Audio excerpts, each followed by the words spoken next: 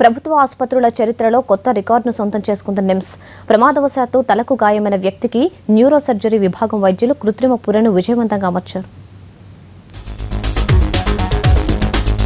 ఇతని పేరు దీపక్. హైదరాబాద్ గోల్కొండ నివాసి. వృత్తిరీత్యా ఏసీ మెకానిక్. 2012లో ఓ బిల్డింగ్ పై ఏసీ రిపేర్ చేస్తుండగా ప్రమాదవశాత్తు 2వ అంతస్తు నుంచి కింద పడ్డాడు.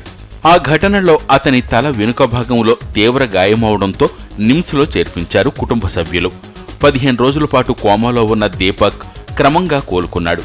అయితే తలకు 2 వైపులా చిట్లిపోయిన పుర్రెను తొలగించారు వైద్యులు.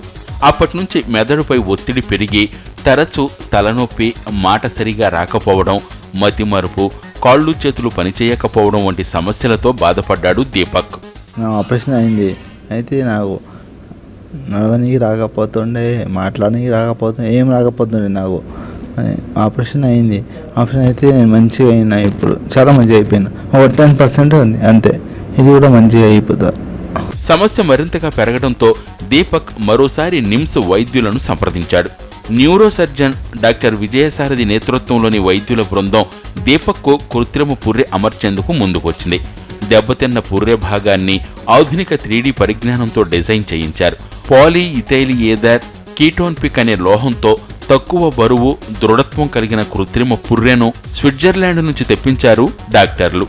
గత నెల 29న దీపక్కు మరోసారి శస్త్రచికిత్స చేసి కృత్రిమ పుర్రెను అమర్చారు. ఆయనకు 2 ఆప్షన్స్ ఉన్నాయి. ఒకటి ఏంటంటే తన శరీరంలోని తన ఎముకల్ని తీసి అక్కడ అమర్చడము, లేదంటే బయట నుంచి ఏమన్నా ఒక కృత్రిమంగా తయారు చేసిన పెట్టడం అనమాట. మన శరీరంలో ఆర్గన్స్ ఉన్నాయి. రిబ్స్ తీయాలంటే అది ఒక పెద్ద ప్రొసీజర్. అది 5-6 గంటలు పడుతుంది. దానికి ప్రత్యేకమైన ఘాటు, కోత అవసరం వస్తుంది.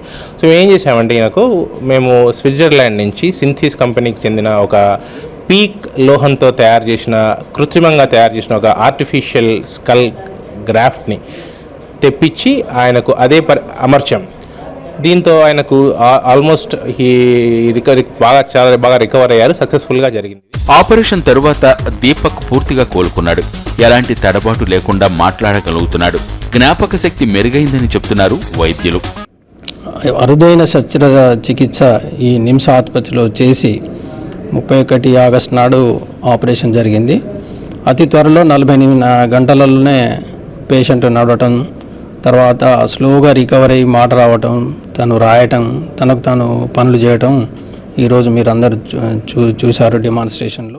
ఇదిలా ఉంటే శస్త్రచికిత్సకు అవసరమైన 5 లక్షల ఖర్చును తెలంగాణ ప్రభుత్వం భరించినట్లు వైద్యులు వెల్లడించారు.